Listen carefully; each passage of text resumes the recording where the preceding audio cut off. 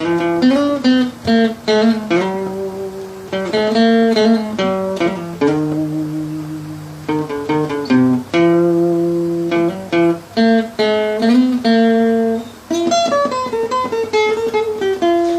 ឺអូនយំល្វើយល្វើយខ្ញុំស្នេហ៍បងហើយ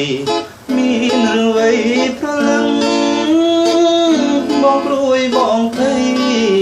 ខ្លាចណាស់ខ្លាចស្រីនាងខឹងបើអូនយំយ៉ាងនឹងខឹងបងរឿងអ្វីឬអូនប្រចិននឹងបងរឿងហួកន្លងបងឈួតមួយពេលខ្លីតែដល់ពេលនេះ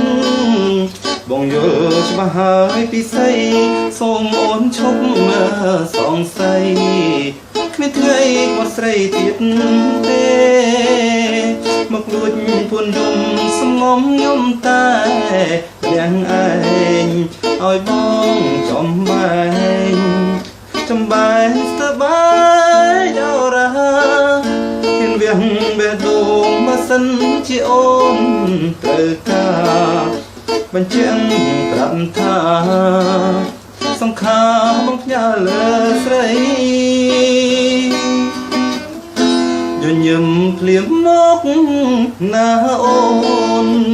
កុំធ្វើមុខស្រពូនបងហាក់ធ្លាក់អើជ័យបងញញឹមជីវិតបងពិតមានន័យតាដឹងទេរាល់ថ្ងៃរូបស្រីជាជីវិតបង